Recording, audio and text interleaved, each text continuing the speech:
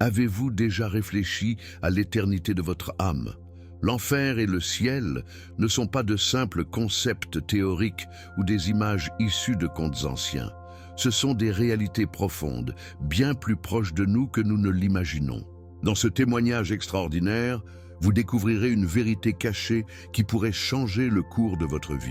L'histoire que vous entendrez aujourd'hui révèle ce qui attend ceux qui négligent les enseignements de Dieu, mais aussi la puissance de sa grâce pour transformer même les vies les plus brisées.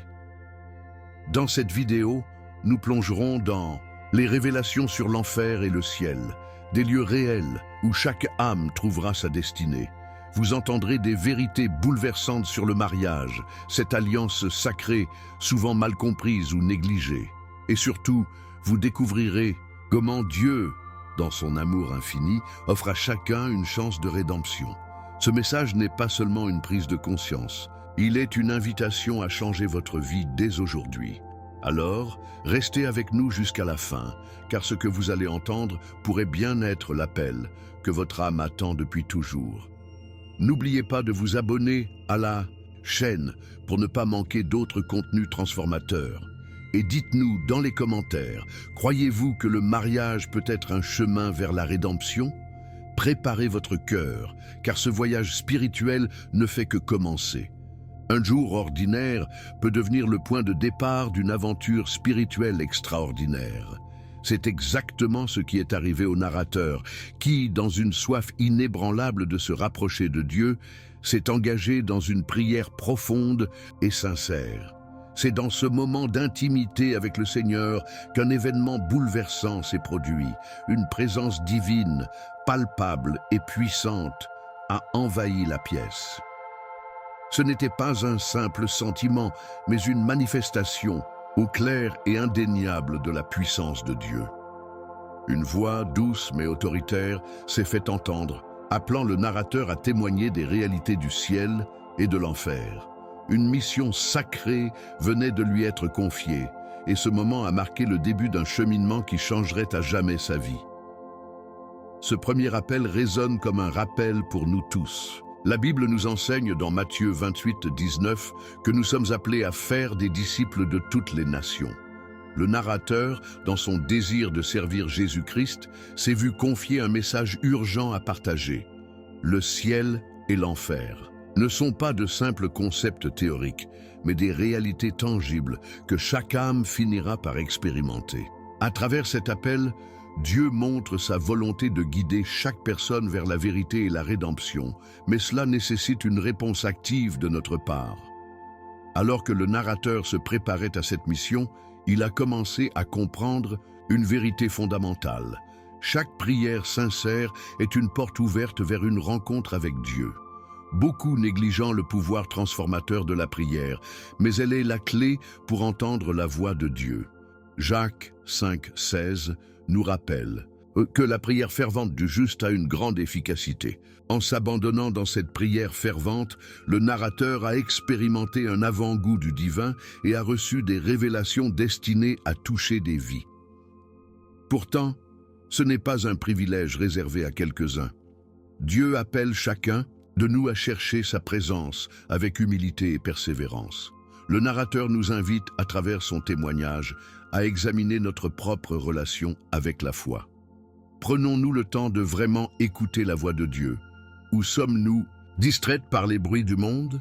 L'appel à témoigner n'est pas uniquement pour lui, mais pour chaque croyant qui reconnaît la puissance de l'Évangile. C'est ici que le message devient personnel. Le narrateur, en acceptant cet appel, a découvert non seulement la responsabilité de partager la vérité, mais aussi la joie profonde de collaborer avec le plan divin. Cela nous rappelle que chacun a un rôle unique dans le royaume de Dieu. Alors, que se passe-t-il lorsque nous disons oui à l'appel de Dieu dans notre vie? Les réponses se trouvent dans les expériences qui suivent et elles révèlent des vérités surprenantes et inspirantes. Imaginez un endroit où règne l'obscurité et le chaos, un lieu où les âmes errent sans espoir, consumées par un tourment sans fin. C'est cette vision bouleversante que le narrateur a été conduit à voir. L'enfer, décrit dans les Écriture comme un lieu de pleurs et de grincement de dents, Matthieu 13, 50, s'est révélée devant ses yeux avec une intensité indescriptible. Ce n'était pas un concept abstrait, mais une réalité terrifiante. Le narrateur témoigne avoir vu des tourbillons gigantesques qui avalaient des âmes, représentant les conséquences directes d'une vie vécue loin de la repentance et de l'obéissance à Dieu. Au cœur de cette vision, une chose frappante est apparue, des chambres spécifiques dédiées à certains péchés. Chaque chambre symbolisait un fardeau que les âmes avaient choisi de porter malgré les avertissements clairs de la Bible. Parmi elles, les chambres liées au mariage brisé se démarquaient particulièrement. Elles reflétaient la douleur et les conséquences spirituelles de l'infidélité, du divorce et du rejet des principes bibliques sur le mariage. Proverbe 6,32 nous rappelle que celui qui commet un adultère est dépourvu de sens. Il détruit son âme, celui qui fait cela. Ces âmes, maintenant piégées dans ces chambres, étaient un témoignage vivant des avertissements de Dieu ignorés. Le narrateur décrit également une scène poignante où des dirigeants spirituels étaient tourmentés. Ces leaders, qui avaient la responsabilité sacrée de guider les autres vers la vérité, étaient jugés pour avoir déformé ou négligé les enseignements divins. Jacques 3,1 déclare « Mes frères, qu'il n'y ait pas un grand nombre d'enseignants parmi vous, car vous savez que nous serons jugés plus sévèrement. » Cette révélation souligne le poids immense de la responsabilité spirituelle. Les erreurs commises par ces leaders avaient des conséquences non seulement sur eux, mais aussi sur les âmes qu'ils avaient égarées. L'enfer, tel que vu par le narrateur, n'est pas simplement un lieu de punition, mais un reflet des choix faits sur terre. Ce message est un avertissement pour chacun d'entre nous. Nos décisions quotidiennes façonnent notre destinée éternelle. Pourtant, au milieu de cette vision sombre, il y avait une lueur d'espoir implicite. Si l'enfer est réel, alors le salut offert par Jésus-Christ l'est tout autant. Jean 3,16 rappelle que Dieu a tant aimé le monde qu'il a donné son Fils unique, afin que quiconque croit en lui ne périsse pas, mais ait la vie éternelle. Ce témoignage nous pousse à réfléchir profondément. Où en sommes-nous dans notre marche avec Dieu ? Prenons-nous au sérieux les avertissements de la Bible ou les traitons-nous comme des suggestions facultatives? La vision de l'enfer ne sert pas uniquement à nous effrayer, mais à nous réveiller et à nous diriger vers la lumière de Jésus-Christ. Et cette lumière, comme nous le verrons dans les prochaines révélations, éclaire le chemin vers un lieu bien différent, rempli de paix et de joie éternelle. Dans la vision du narrateur, un message résonne avec une clarté indéniable. Le mariage est bien plus qu'une simple union humaine. Il s'agit d'un pacte sacré établi par Dieu lui-même, une alliance qui reflète son amour inconditionnel pour l'humanité. Loin d'être une institution banale, le mariage est présenté comme un pilier spirituel, essentiel à la structure de la société et à l'épanouissement spirituel des individus. Dans Éphésiens 5, 31-32, l'apôtre Paul souligne cette vérité en déclarant « L'homme quittera son père et sa mère et s'attachera à sa femme, et les deux deviendront une seule chair. » Ce mystère est grand, je dis cela par rapport à Christ et à l'Église. Pourtant, dans l'enfer, le narrateur a été témoin des terribles conséquences des mariages brisés. Des âmes tourmentées criaient de regret, piégées par les choix qu'elles avaient faits sur terre. Les actes d'infidélité, de mépris pour le partenaire et de rejet des principes bibliques sur le mariage étaient autant de chaînes les retenant dans une souffrance éternelle. Ces scènes illustrent que le mariage, lorsqu'il est malmené ou traité avec légèreté, peut devenir une source de désunion spirituelle et de séparation d'avec Dieu. Malachie 2, 16 avertit « Car je hais la répudiation, dit l'Éternel, le Dieu d'Israël. » Dans ce témoignage, le narrateur met également en lumière des cas spécifiques, comme celui d'un homme qui avait négligé sa femme, préférant les richesses matérielles à sa famille. Ces choix, bien que justifiés par l'homme à l'époque, avaient des répercussions éternelles. Le mariage n'est pas seulement une obligation sociale, c'est une école d'amour, de sacrifice et de foi. Jésus-Christ lui-même a insisté sur l'importance de cette alliance lorsqu'il a dit « Ce que Dieu a uni, que l'homme ne le sépare pas ». Matthieu 19, 6. Ce récit pousse également à réfléchir sur le rôle des familles dans l'éducation spirituelle. Les enfants, souvent victimes de mariages brisés, portent les cicatrices des conflits et des divorces. Pourtant, la Bible nous appelle à élever nos enfants dans la discipline et l'instruction du Seigneur. Éphésiens 6, 4. La famille est un sanctuaire où la foi doit être cultivée. Et lorsque cette responsabilité est négligée, les répercussions se font sentir non seulement dans cette vie, mais aussi dans l'éternité. Ainsi, à travers cette vision, Dieu nous rappelle que le mariage est une représentation vivante de sa relation avec l'Église. Il s'agit d'un appel à honorer cette alliance, à pardonner, à aimer et à reconstruire. Le narrateur invite chacun à examiner son propre mariage ou sa perspective sur celui-ci à la lumière de la parole de Dieu. Mais ce n'est pas la fin du message. Alors que cette vision de l'enfer est troublante, elle prépare le cœur à recevoir l'espoir et la beauté du ciel, qui seront dévoilés dans ce voyage spirituel. Contrairement à l'enfer, qui déborde de chaos et de désespoir, le narrateur a été conduit à une vision éclatante du ciel, un lieu où règne la lumière et l'harmonie divine. En pénétrant dans cet espace sacré, il a été submergé par une paix indescriptible, une sérénité qui dépasse toute compréhension humaine. Dans Apocalypse 21, 4, il est écrit « Il essuiera toute larme de leurs yeux. La mort ne sera plus.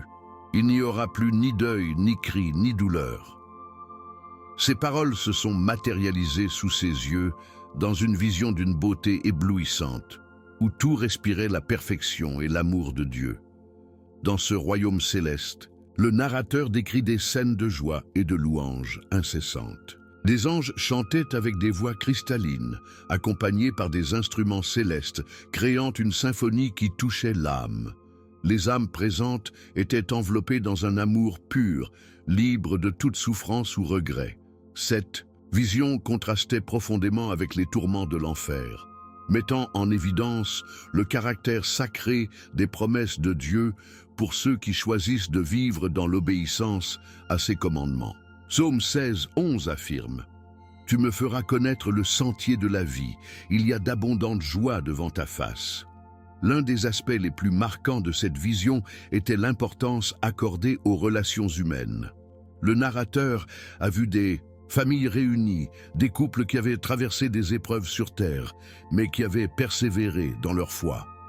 Ces scènes rappellent que le mariage, lorsqu'il est vécu selon les principes bibliques, est une préfiguration de la relation entre Christ et l'Église.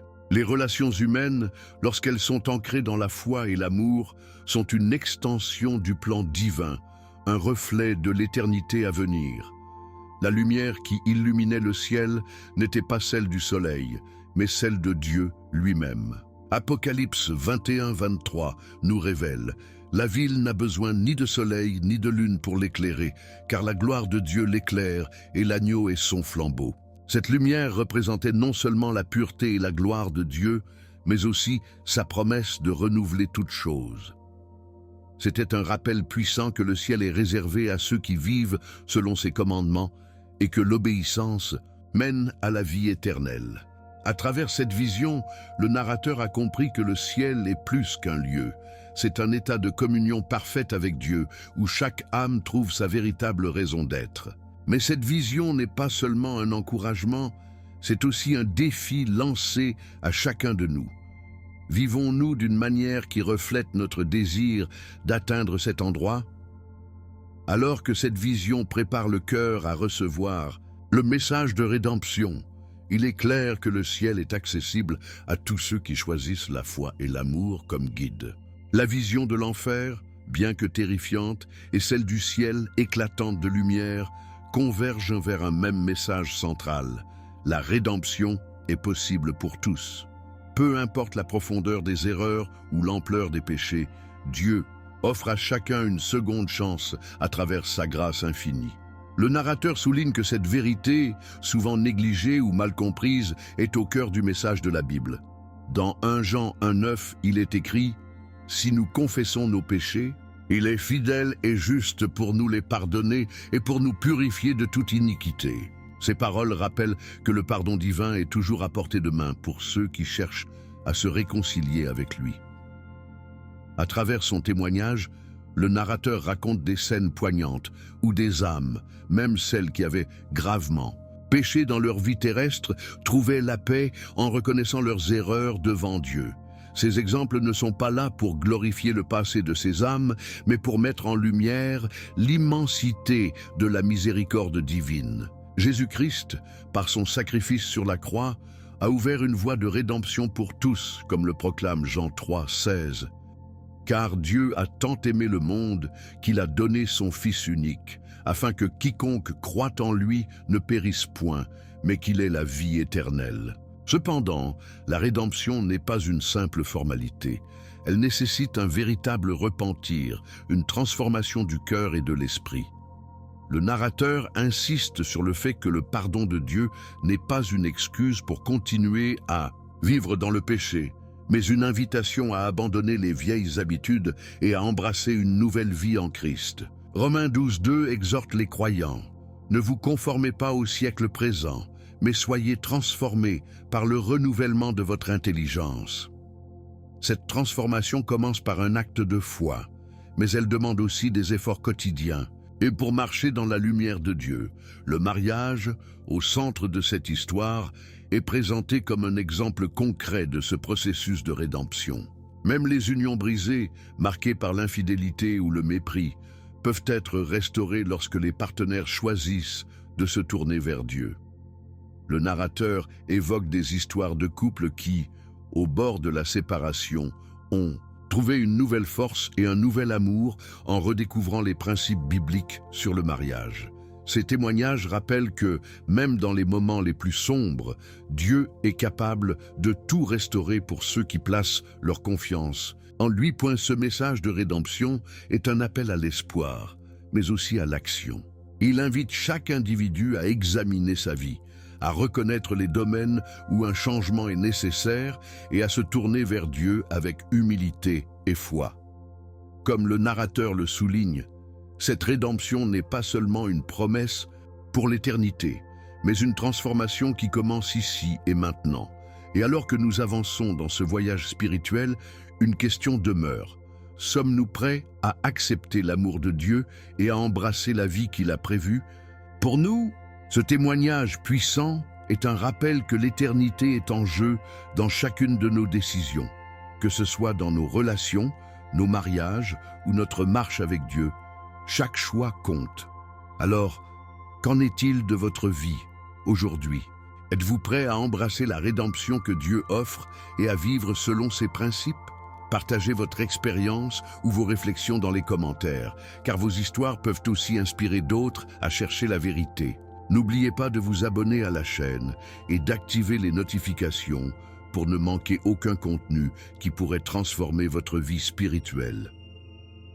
Restez connectés et préparez-vous pour notre prochain épisode, où nous aborderons un sujet tout aussi profond et édifiant. Merci d'avoir été avec nous. Que la paix de Dieu remplisse votre cœur et illumine votre chemin. À très bientôt pour un nouveau voyage spirituel. Je suis Marco et je vous dis à bientôt.